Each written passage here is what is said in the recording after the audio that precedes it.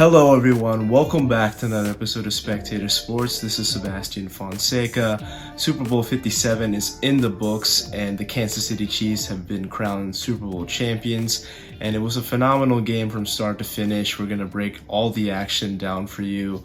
And before we get into it, please like the video, subscribe to the page. It makes a massive difference in the YouTube algorithm. Take a look at our Instagram and TikTok pages. There will be clips from this podcast be uploaded on those platforms, and also the audio from this podcast will be uploaded to Spotify. All links are in the description. This game was truly a heavyweight fight between two gladiators, and we got to see the Eagles march right down the field on their opening drive, replied right back with an opening drive touchdown with the Kansas City Chiefs to Travis Kelce, and it was really on from there. The Chiefs drove down the field and got into an interesting situation where they had a 4th and short, but they elected to kick a field goal. Unfortunately for the Chiefs, Harrison Butker doinked the kick off the left upright. But after the missed field goal, the Eagles were able to dial up a deep play to A.J. Brown, who was in behind coverage and caught a really nice pass from Jalen to get the game back up to 14-7.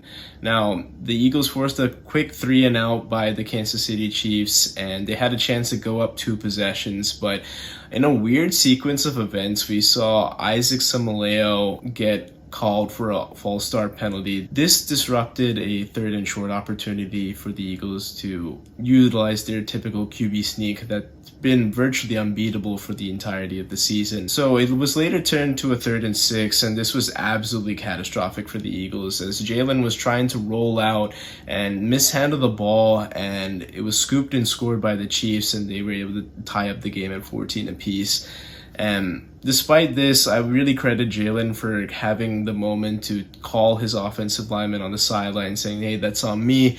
We're going to get this back. He was just showcasing that leadership that he's been really well known from his days back in Alabama to Oklahoma. And since he's entered the league, he's been a leader amongst men, and he was a great player in this game, again leading the Eagles to another touchdown drive. The Chiefs had an opportunity to go for 2 for 1, and this is just the classic scenario where Andy Reid likes to get aggressive. They were stopped, and even on that 3rd down, we saw that Mahomes got up a little gimpy because his legs were trapped underneath a defender's body, and this seemed to re-aggravate that high ankle sprain that he suffered 3 weeks ago against the Jacksonville Jaguars. So that was something to keep an eye on for the second half. The Eagles went up into halftime up 24-14, and it was looking really good for the Eagles. Rihanna killed it for the halftime show. I have to definitely comment on that. It seems during the halftime show she announced that she's pregnant again for the 2nd time, so congratulations to her and ASAP Rocky for bringing in another beautiful child into this world. But a great halftime performance, and as the action got back into the game, we noticed that it's clearly advantage Chiefs, where Mahomes was able to go right down the field, score, even getting loose on a scramble play for about 14 yards. Key play there to set up Isaiah Pacheco's touchdown run to cut the lead down to 3.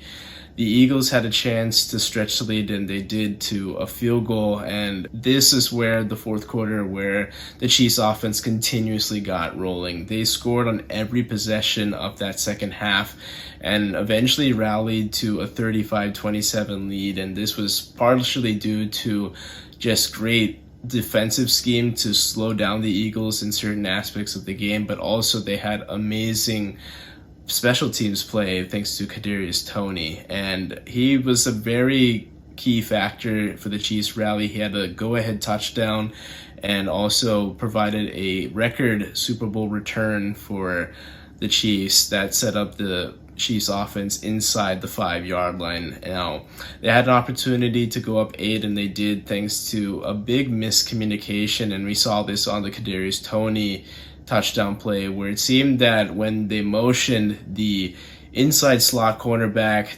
just didn't have the chance to communicate to the outside corner that he has to pick up that zone, and Slay was left going inside and nobody was there to get Kadarius Toney on the outside, and the same thing happened in the following drive to Sky Moore. Now, this stretched the lead out to 8, and this was really the first time the Eagles faced any adversity in the postseason, as they haven't trailed at any point in the postseason up until the 4th quarter of this Super Bowl.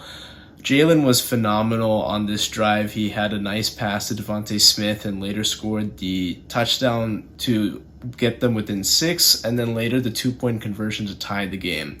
Now, defensively, you're thinking if you just get a stop, Jalen has another opportunity to go down the field, kick a field goal, and they walk off. But the Chiefs had other ideas. They utilized clock very well, and they were able to get inside the 15-yard line, and this was again thanks to great running plays between Isaiah Pacheco and also Patrick Mahomes on this gimpy ankle. He had a nice run of about 24 yards to get them inside the red zone and setting up a 3rd down and 8, and this was pretty much the most pivotal call of this game, where a defensive holding call was called on James Bradbury and to set up the Chiefs with an opportunity to run down the clock all the way down. Harrison Butker kicked a field goal with about 8 seconds left, and that pretty much sewed up the Lombardi trophy for the Kansas City Chiefs. So the Chiefs won 38-35.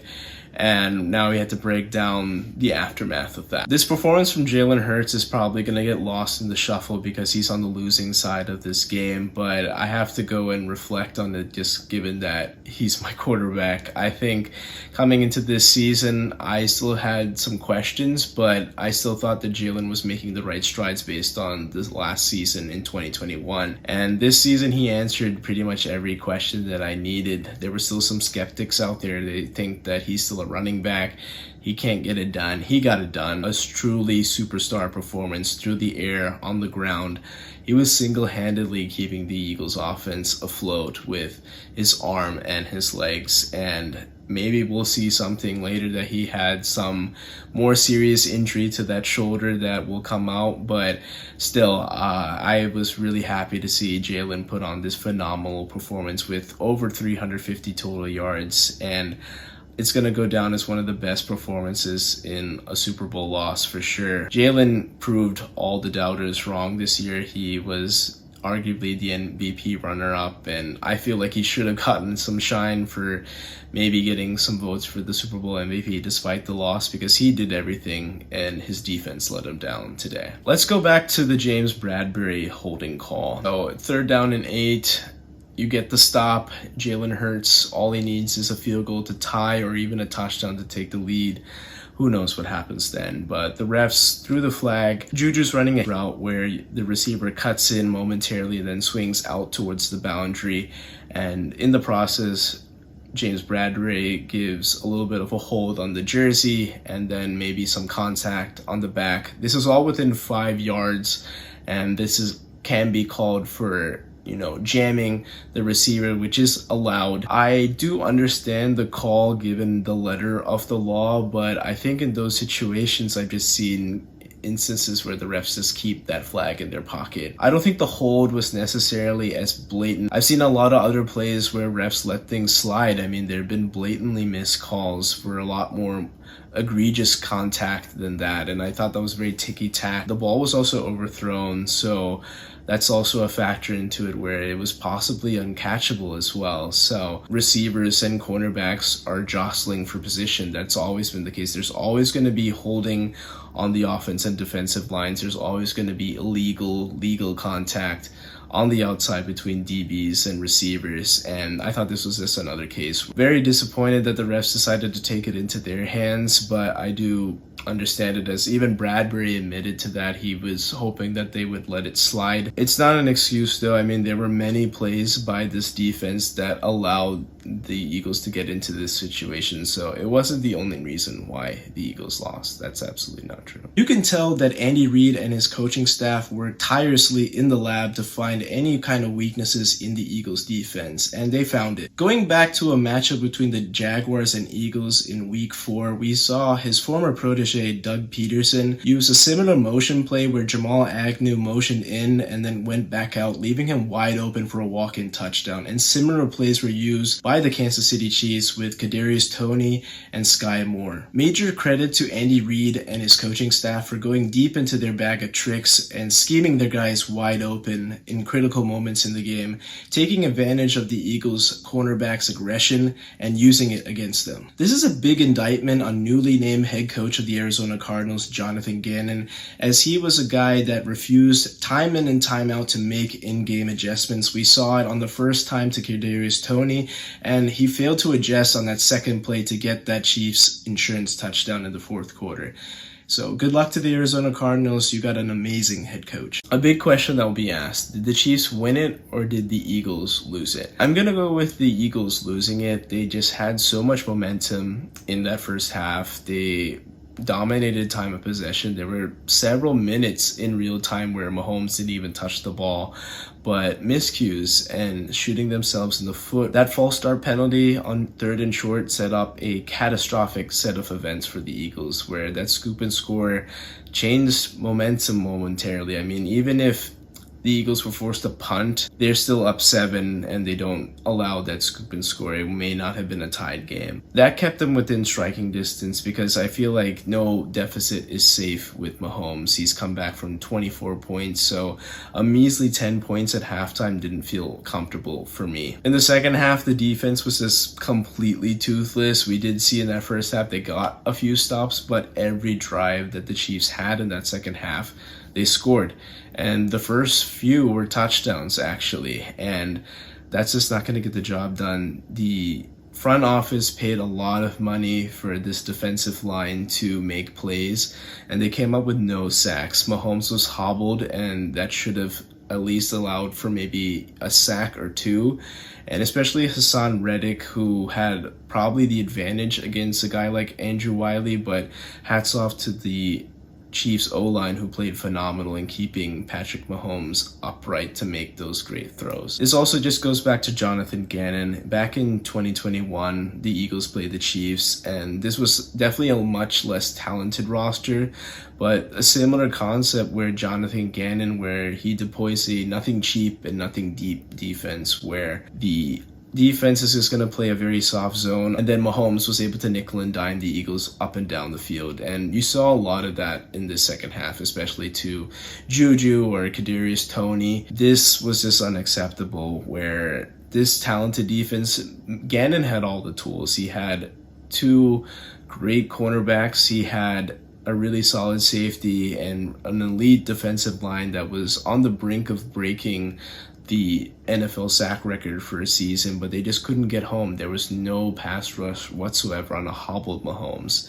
So that was very disappointing there. And then also to talk about special teams, all 3 facets of this game is very important, and this hurt the Eagles in the biggest game, where a low-lining punt by the punter Aaron Siposs allowed Kadarius Toney to catch it, and while the Eagles did have one side contained, they had nobody to patrol that right side, and Kadarius went right down, almost took it in himself, but was tackled inside the 10-yard line to about the 5. So that really put a defense that couldn't stop even a nosebleed at that point to make that big stop when necessary. I think that was just a lot of Eagles miscues that allowed the Chiefs to get back into this game, and the Eagles gave this game away rather than the Chiefs taking it. The field conditions for Super Bowl 57 were an utter embarrassment. Both teams voiced their concerns when they played the Arizona Cardinals earlier this season, and the same things came up in the Super Bowl, where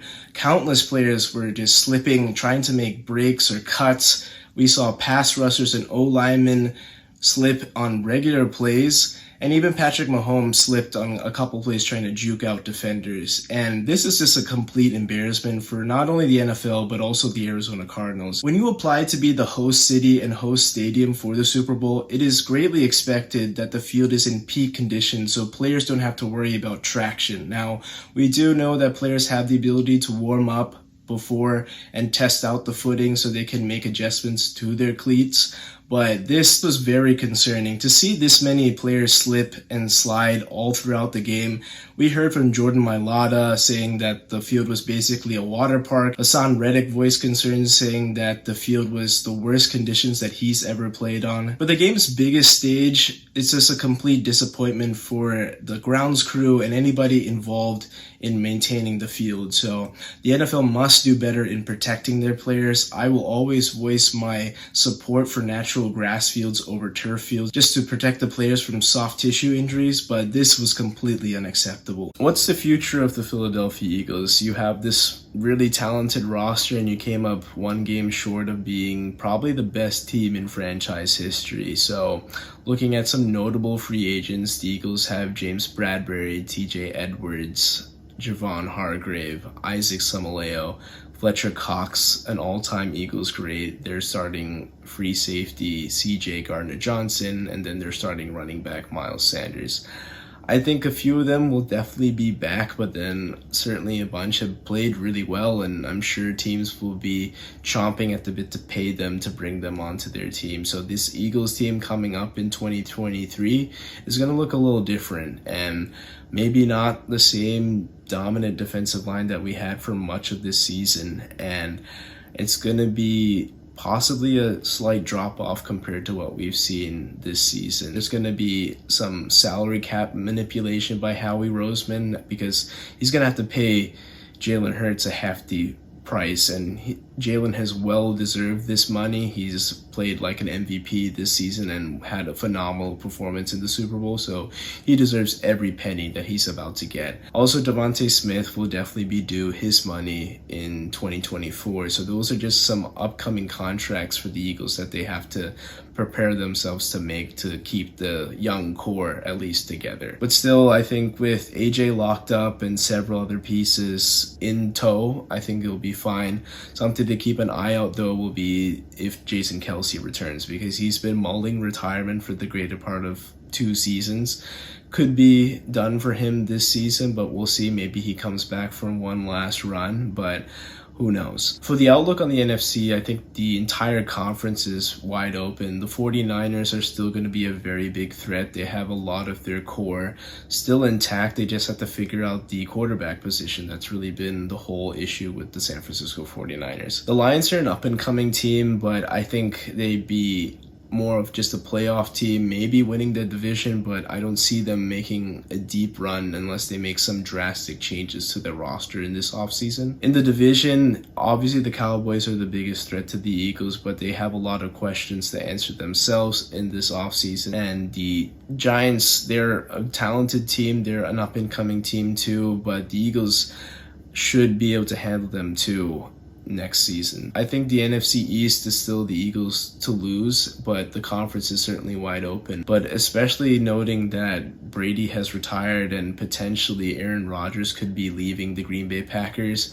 I think the Eagles will still be up there to repeat as conference champions in 2023. With this second Super Bowl victory, Mahomes steps into another class of quarterbacks as a 2-time MVP, a 2-time Super Bowl champ, and a 2-time Super Bowl MVP. He breaks this little MVP curse that we've seen since 1999 when Kurt Warner had that sweep of awards and Super Bowl MVP. And with this win, Mahomes steps into the undisputed best player in the NFL, if not already. We had some doubts with guys like Josh Allen this season maybe usurping him, or Joe Burrow having the better of his number the first part of 2022. Coming into this season, they traded away Tyreek Hill, the fastest receiver in the league, and several of us thought the Chiefs are vulnerable. They don't have a lot of talent now on the outside, but they proved us wrong. And in this division where we thought maybe the Chargers would be able to come up, or the Denver Broncos, or even the Vegas Raiders, all 3 of those teams made a ton of moves to go and usurp the Chiefs, but the Chiefs went undefeated this season against all their division rivals, and that's really commendable. And come postseason time, Mahomes suffers this high ankle sprain and then later re-aggravates it in the Super Bowl, but's able to guide his team to the Super Bowl title yet again. In the more challenging conference with the Bengals, the Bills, even the Ravens when they had Lamar, the Chiefs were able to overcome all of those things, and they sit atop the NFL on the brink of a dynasty. So that's it for this Super Bowl recap of Spectator Sports. Thank you as always for tuning in. Take a look at our Instagram and TikTok pages. Like this video, subscribe to the page, and take a listen to the audio on Spotify once this video uploads. And until next time, I'll see you then.